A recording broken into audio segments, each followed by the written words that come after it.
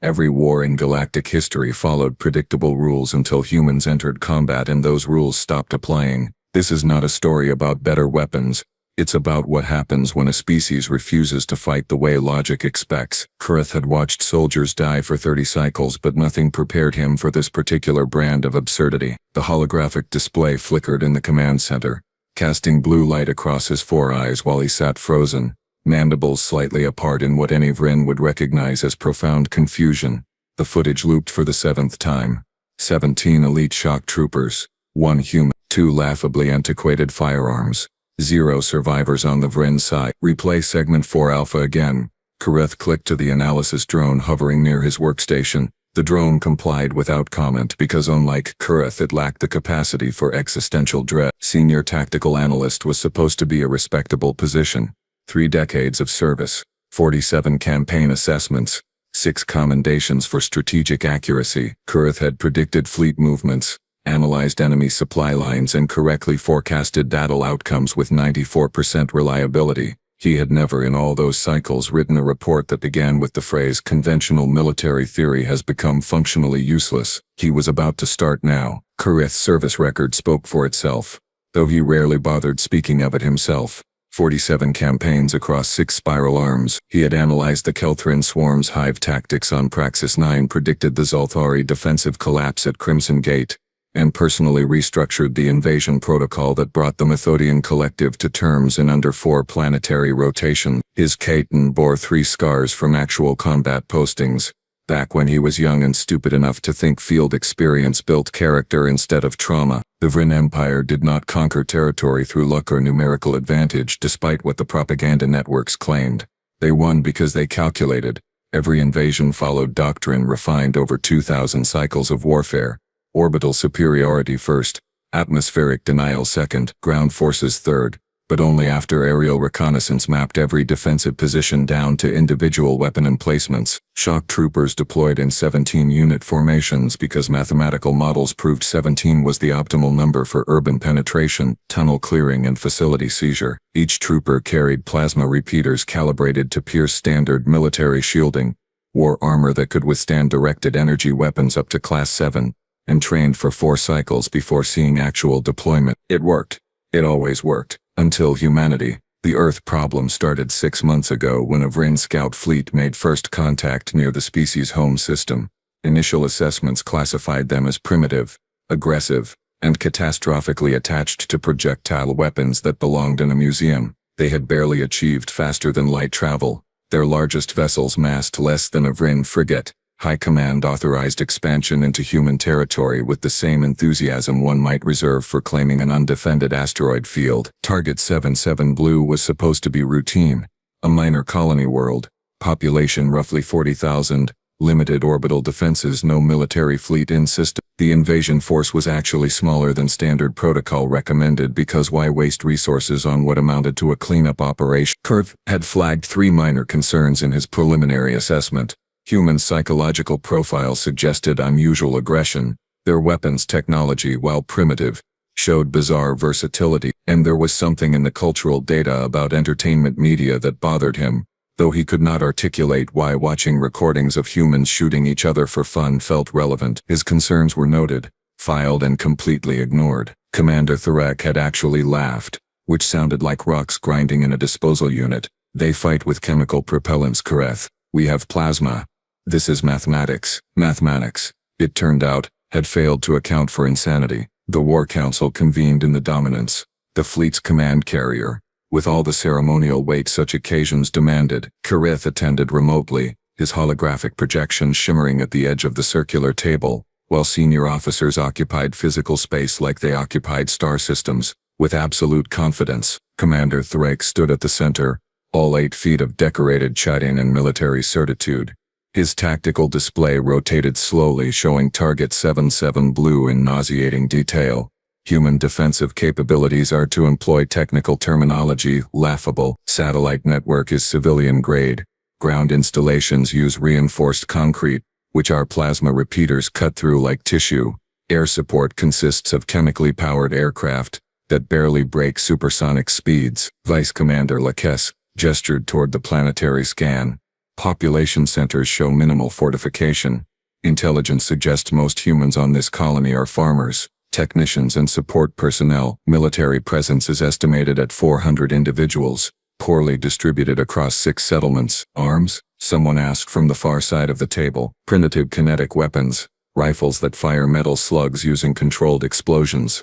Some crew-served weapons, anti-vehicle missiles, nothing that threatens armored units. Laques actually sounded bored. Their most advanced anti-personnel weapon appears to be something called a shotgun, which sprays multiple projectiles in a cone pattern. Effective range perhaps 30 meters. Laughter chittered around the table. 30 meters. Rune plasma repeaters remained lethal at 400. The rake expanded the invasion timeline. Standard protocol. Orbital bombardment of military installations at hour 0. Atmospheric fighters establish air superiority by hour 2. Shock trooper deployment begins hour 4. Focused on primary population center. 17 unit formations staggered insertion pattern. Resistance should collapse within 18 hours once they comprehend the futility of their position. Kurth's hologram raised one foreclaw. Commander, if I may. Thrake's mandibles tightened, but he gestured permission. Human cultural data shows concerning patterns. Their entertainment frequently glorifies individual combat, particularly scenarios where numerically inferior forces prevail through unconventional tactics. They have a phrase, bring a gun to a knife fight. It suggests an obsession with overwhelming firepower applied unpredictably. Entertainment is not doctrine, Thrake said flatly. No, but it reveals psychology. Humans train for scenarios where nothing goes according to plan. They seem to expect chaos. Then they will be disappointed, Laques interjected. We do not provide chaos. We provide systematic suppression followed by organized occupation. Their expectations are irrelevant. Kreth tried once more. The weapons concern me.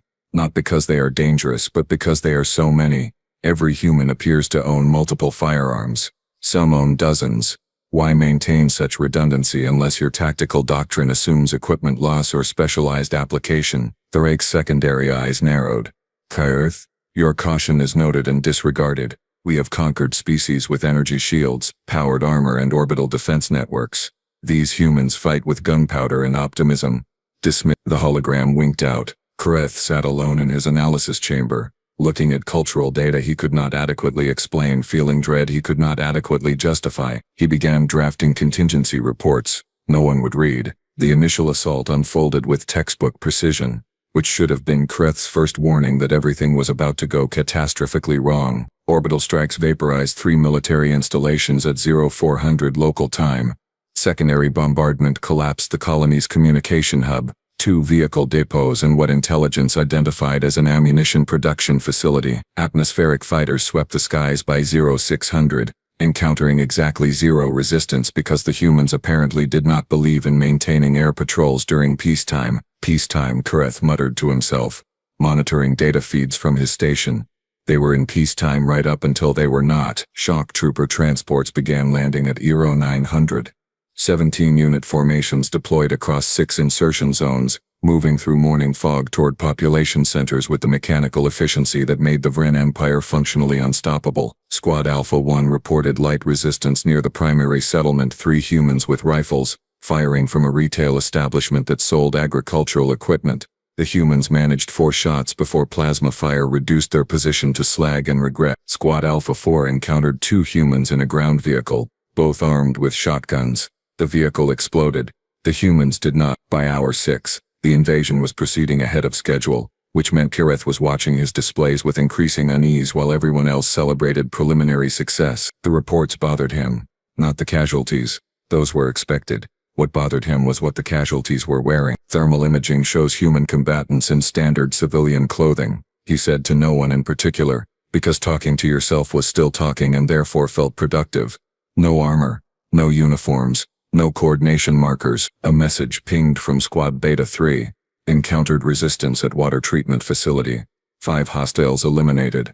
They were wearing, and Kyrth had to read this twice, colorful fabric coverings with entertainment slogans printed on them. One human had died wearing a shirt that said Weekend Warrior. Another wore something called a baseball cap. Kyrth pulled up combat doctrine files, cross-referencing with 47 previous campaigns.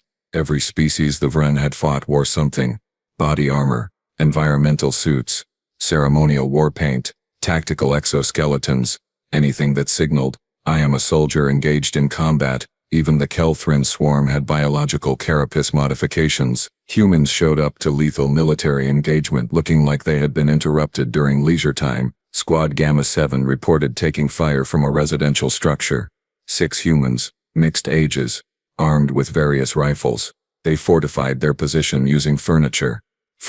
When plasma fire breached the walls, they retreated through a back entrance while providing covering fire with, according to the tactical readout, pump-action shotguns and semi-automatic rifles. No powered armor, no energy shields, no support drones, just humans and guns and apparently limitless audacity. Forward units. This is command. Thurek's voice cut through the communication network.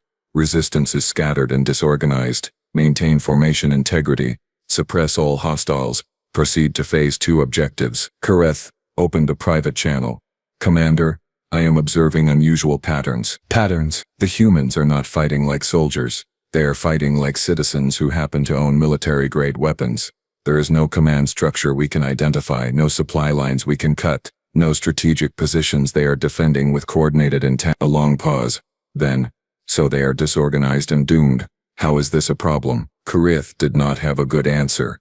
Not yet, but Squad Beta 9 was about to provide one. Squad Beta 9 approached the warehouse complex at 13:47 hours, following standard clearing protocols that had worked flawlessly across 4 military campaigns. The structure was unremarkable. Corrugated metal walls, loading docks, exterior signage identifying it as a storage facility for construction materials. Thermal scans showed one heat signature inside. 1. Squad leader Verex made the tactical assessment any competent officer would make. Single hostile, enclosed space.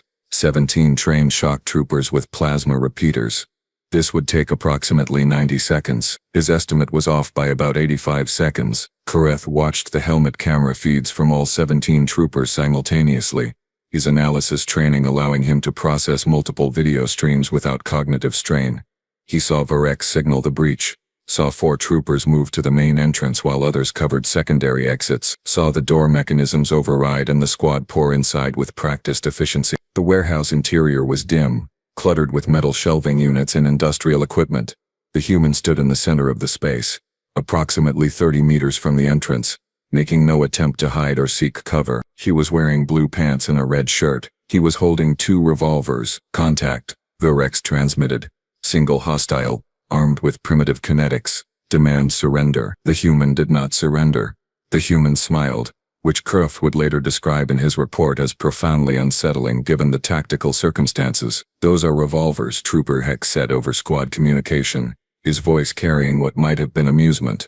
Chemical propellant, rotating cylinder, manual trigger, antiques. My grandfather has one in a display case. Hostile. Drop your weapons, Verex called out inadequately translated human language. The human said something back. Kareth would later have the phrase analyzed. It translated roughly to, "You first, Bugman." Verex raised his plasma repeater. The human moved. Except, moved was not the correct word for what happened next, because movement implied physics and causality, and Kareth watched the footage 17 times and still could not explain how a biological organism accomplished what the cameras recorded. The human was standing still. Then the human was not standing still. There was no transitional phase that Kareth's eyes could identify. The revolvers came up. There was a sound like compressed thunder, and Trooper Mach's helmet display went dark as kinetic projectiles punched through his visor at velocities that should not have been possible from manual firearms. Vex opened fire. 16 other plasma repeaters joined him. The warehouse lit up like a small sun as directed energy weapons turned air into ionized plasma and metal shelving into molten debris. The human was not where the plasma went. He was sideways, both revolvers firing, and Trooper's Jex and Lethan dropped simultaneously with catastrophic chest trauma. The human rolled, which was a normal combat maneuver. Then he came up shooting, while moving backward at a speed that Kareth's analysts would later calculate exceeded peak human sprinting velocity. Except he was not sprinting, he was walking backward and firing both weapons independently at separate targets. Trooper Urkath tried to track him. Plasma bolts scorched the concrete floor 3 meters behind where the human had been a fraction of a second ago. Return fire caught Urkath in the throat, right in the armor seal. because apparently this human understood Vryn equipment vulnerabilities better than some Vryn troopers. Scatter formation, Varek screamed, which was the correct tactical response, except it did not matter. The human spun, dropped to one knee, and fired both revolvers simultaneously. 2 troopers fell. He stood, ejected spent casings with a flick of his wrists that somehow looked casual, reloaded both weapons in under 2 seconds using fresh ammunition from his belt, and shot Trooper Nenvex through the eye while Nenvex was actively taking cover behind a metal support beam. The bullet curved. Karith would later verify this in frame-by-frame analysis. The projectile entered at an angle that suggested minor trajectory deflection off the beam's edge, but the deflection was too precise, too controlled. Physics did not work that way. Bullets did not work that way. Humans, apparently, did not care. Squad Beta 9 had trained for 4 cycles. They had superior weapons, superior armor, superior numbers, and superior tactical positioning. At the 90-second mark, the last trooper fell. The human stood among 17 corpses, calmly reloading both revolvers, whistling something melodic. Karith sat in his analysis chamber, watching the archived footage, mandibles frozen in an expression of horror. He began typing his report with trembling claws. Karith isolated the footage, slowing it down to 1/10 speed, then 1/100. He needed to understand. Understanding was his function, his purpose, the reason the Wren Empire paid him to sit in climate-controlled chambers and make sense of chaos. This was not making sense. Frame 1847. The human stood centered in the warehouse, arms at sides, revolvers held loosely. Muscle tension analysis suggested relaxation, not combat readiness. His heart rate, extrapolated from micro-movements visible in thermal imaging, was 72 beats per minute. 72. Resting rate for the species. Frame 1850. Varex's plasma repeater achieved firing position, targeting laser painted the human's chest. Frame 1851. The human was 4 meters to the left, not moving left, not in the process of dodging, simply existing in a different location, both revolvers extended, already firing. Karith backed up the footage, enhanced the frames between 1850 and 1851. The analysis software identified a blur but not motion blur from high-speed movement. Something else. The human appeared to compress and expand simultaneously, occupying multiple positions across a single frame. Impossible, Karith clicked. He sent the data to the physics analysis team. They confirmed. Impossible. Human musculature could not generate that acceleration. Human skeletal structure would shatter under those G-forces. Human neural processing could not coordinate targeting solutions while moving at velocities that exceeded their own visual processing speed. Yet the footage did not lie. Frame 1902. Trooper Malik fell, the first casualty. The revolver's muzzle flash registered at 89.92 meters per second. Standard velocity for that class of chemical propellant weapon. The bullet's impact velocity measured 1,040 meters per second. The bullet had accelerated after leaving the barrel. Karith highlighted this finding in red, sent it to ballistics analysis, received a response 12 minutes later that consisted of a single word. How? The human continued moving through the warehouse like physics was optional. He rolled behind a support pillar while plasma fire vaporized the air where he had been. Normal combat roll, standard human kinesiology. Then he emerged from the opposite side of the pillar, both revolvers firing, and somehow he was 3 meters higher than when he entered the roll, shooting downward at troopers Jex and Lathan from an elevated position that did not exist. There was no elevated position, just floor and pillar in air. The human had been airborne, without jumping, without propulsion, without violating the conservation of momentum. Except he absolutely had violated it because Kareth's instruments did not detect any thrust signature, gravitic manipulation, or localized field distortion. The human simply decided that up was a direction he wanted to occupy, and reality complied. Squad Beta 9 tried adapting. Vex ordered suppression fire, a valid tactic. Saturate the area with plasma, deny movement space, force the hostile into a kill zone. 16 repeaters fired simultaneously, creating an overlapping field of superheated death that covered 47 square meters. The human stood in the center of it untouched, firing both revolvers with what Karith could only describe as theatrical precision. Not because the plasma missed. The plasma hit. Thermal imaging confirmed impact. The human's clothing showed scorch marks. His skin should have flash vaporized. Instead, he rolled his shoulders like the plasma tickled shot Trooper Aketh in the throat, and moved again. He is deflecting plasma with localized shielding, Karith hypothesized aloud. because that made more sense than the alternative. The alternative was that the human was simply too stubborn to die and had convinced physics to respect that stubbornness. Frame 256. Troopers Cass. Attempted close combat. A desperation move but theoretically sound. Vrun possessed superior strength, superior reach, superior close quarters combat training. He closed to 3 meters, blade extended. The human shot him 6 times in under 1 second, 3 rounds from each revolver, cycling targets, never missing. Cass fell. The human ejected spent casings. Kurith watched, frame by frame, as 12 empty brass cylinders arced through the air, glinting in the warehouse's emergency lighting. The human's hands moved in fluid motions, pulling fresh ammunition from his belt, loading each revolver with 6 rounds. Total reload time 1.8 seconds, during which troopers Pilex, Gunath and Tivas fired 34 plasma bolts at center mass from 3 different angles, creating a triangulated kill zone that eliminated all escape vectors. The human finished reloading, raised both revolvers and shot all 3 troopers before their next volley charged. He had reloaded, acquired 3 targets, calculated firing solutions and executed kills in the time it took a plasma repeater to cycle. Verrex tried the only tactic remaining: full retreat. He ordered the squad to disengage, fall back to the entrance, request air support.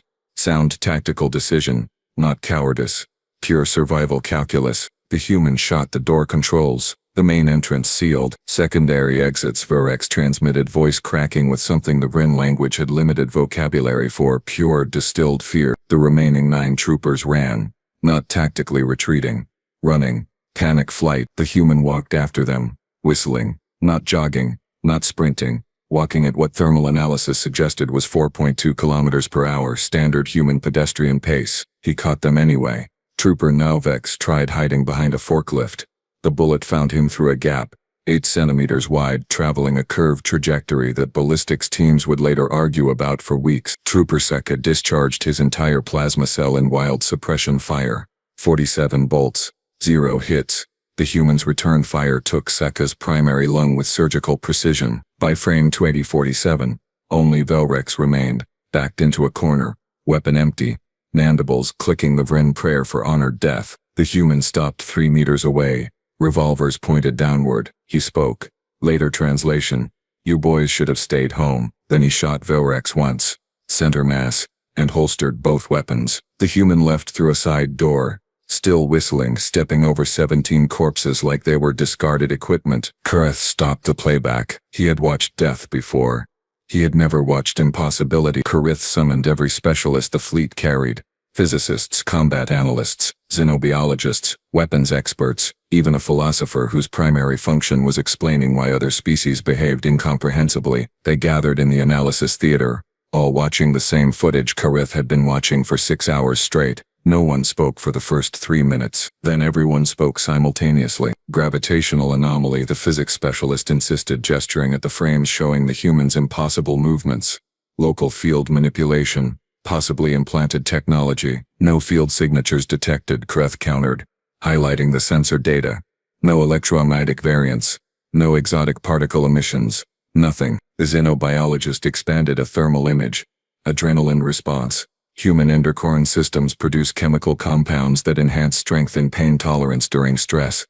Perhaps we underestimated the magnitude. Adrenaline does not violate conservation of momentum, the physicist snapped. It does not allow organisms to teleport 4 meters laterally or accelerate bullets after they leave the barrel. Then what does? The xenobiologist clicked back. Silence. The philosopher, an elderly Vren named Qualith, who had advised 3 high commanders, leaned forward. "Show me other encounters." Kurith had been dreading this. He pulled up 17 additional combat reports from the last 4 days across Target 77 Blue. Each one showed variations of the same inexplicable nightmare. Squad Gamma 3, ambushed by 2 humans with rifles. 12 troopers, 0 survivors.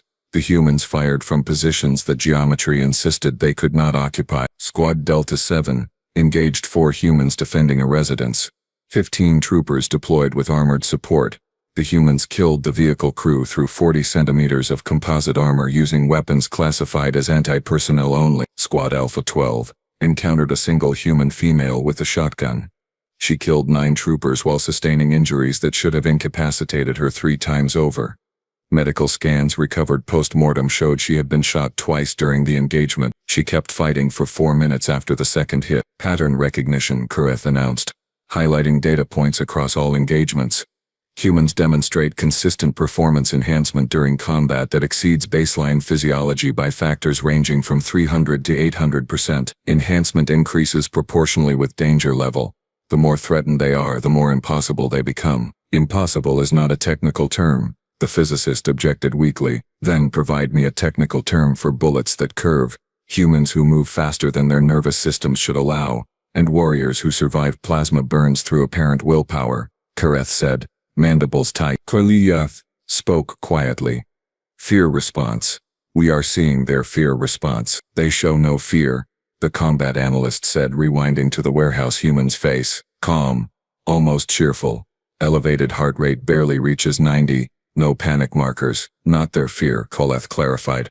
Ours. We fear them, so we perceive them as more dangerous than they are.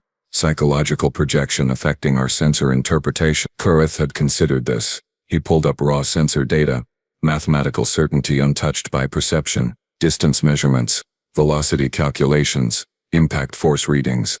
All confirmed what the video showed. The sensors are not afraid, he said simply. A message arrived from High Command, flagged urgent. Kareth opened it, already knowing what it would say. Commander Thrake's face appeared, all earlier confidence replaced with something Kareth had never seen in a Vryn commander, confusion bordering on terror. All ground operations suspended immediately. Recall all shock troop formations. We need explanations, Kareth. The Council is demanding explanations. Kareth looked at the frozen image of the human mid-reload, surrounded by corpses whistling. Commander, he said carefully, I have spent 30 cycles analyzing warfare. I have no explanation, only observations, which are, humans do not fight like soldiers. They fight like humans.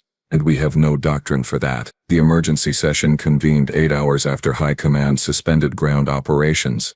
Kareth attended physically this time, standing in the Dominance's primary strategy chamber surrounded by officers who looked like they had individually witnessed the heat death of the universe. Commander Thrak stood at the center, carapace somehow appearing dimmer than before. Casualties across all ground units 63%, territorial control negligible, strategic objectives achieved 0. This is, by any measurement, a catastrophic failure. Vice Commander Lacasse pulled up tactical displays. Standard protocols are producing inverse results. Concentrated fire attracts human attention and apparently triggers enhanced combat performance. Dispersed formations allow humans to defeat units individually. Armored support becomes priority targets. Aerial bombardment cannot achieve precision because humans move unpredictably between targeting and impact. We are fighting optimally. Another officer clicked in frustration. Textbook execution. Doctrine refined over 2,000 cycles. It should work. It works against species that follow physics. Kareth said quietly. Every eye fixed on him, he continued, because someone had to say it. Humans do not follow our understanding of physics consistently, or they follow different physics. Or physics itself operates differently around humans under combat stress. I do not know which explanation is correct, but the result is identical. Our doctrine assumes predictability. Humans provide none. Thrake's mandibles worked silently for a moment. Recommendations. Kareth activated his compiled analysis. Immediate tactical revision. First, avoid engagement with armed humans unless absolutely necessary. Second, if engagement is unavoidable, maximum force applied from maximum distance. Third, never, under any circumstances, allow close quarters combat. Fourth, if a human is observed carrying 2 weapons simultaneously, retreat is mandatory, not optional. Retreat. Lacasse sounded scandalized. We have orbital superiority, technological advantage, numerical supremacy, and 63% casualties, Kareth interrupted, which was professionally suicidal, but he was beyond caring. Squad Beta 9 had all those advantages. They had 17 troopers against 1 human with antique revolvers. That human is still alive. Beta 9 is not. He displayed the warehouse footage one more time, forced them to watch. Observe his ammunition capacity. 12 rounds total before reloading. Any trooper who survived past his 12th shot could have neutralized him during reload time, but he reloaded in under 2 seconds while evading plasma fire. Standard doctrine says suppressing fire creates opportunity. Against humans, suppressing fire wastes energy and reveals your position. Kareth advanced to another clip. Squad Gamma 3 attempted flanking maneuvers, proper spacing, overlapping fields of fire.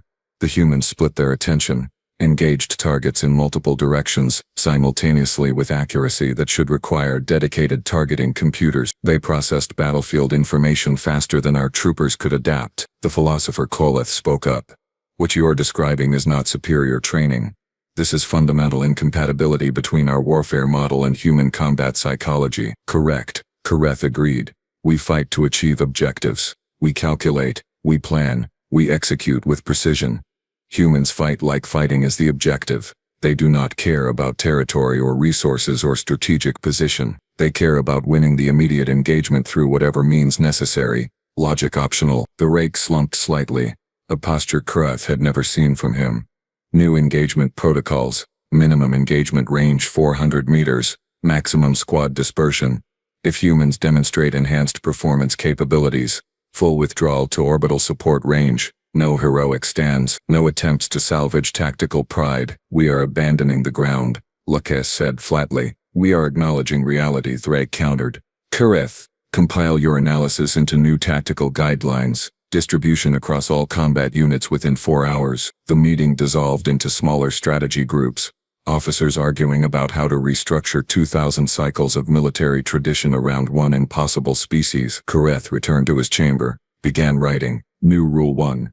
If you see a human with 1 gun, exercise extreme caution. New Rule 2.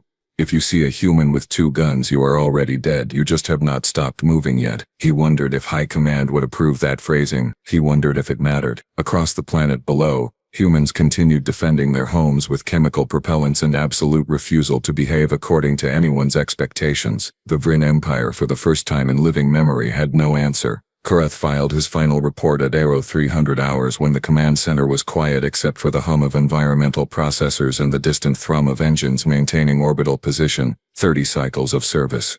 47 campaigns.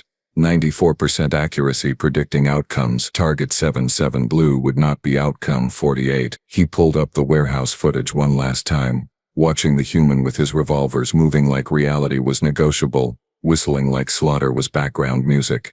Koleth had spent his entire career analyzing how species fought. He understood Kelthrin's swarm dynamics, Zolfari defensive philosophy, Methodian tactical rigidity. He had never considered that some species might approach warfare less as science and more as enthusiastic improvisation with lethal consequences. The primitiveness of human weapons was not a weakness, he realized now. It was a feature. A species that conquered their own world using chemical propellants and manual triggers had spent millennia refining the art of making those primitives absolutely devastating. They did not need plasma technology. They had optimized murder using tools their ancestors invented thousands of cycles ago. That should have been terrifying from the start. High Command was already drafting withdrawal plans, political language to explain why the Vryn Empire was abandoning an invasion for the first time in recorded history. They would call it strategic repositioning. Resource reallocation, revised priority. Koleth knew what it actually was. Retreat, because somewhere on that planet, a human was cleaning 2 revolvers, reloading ammunition belts and waiting patiently for the next squad of troopers stupid enough to think superior technology mattered more than superior stubbornness. The Vryn had brought plasma to a gunfight. The humans brought guns. Turns out, guns were enough. This conflict proved that warfare is not decided by superior technology alone, but by adaptability under pressure. Humanity survived because they embraced uncertainty, made rapid decisions and refused to behave predictably, in war, and in life. Those who adapt fastest often defeat those who calculate the longest.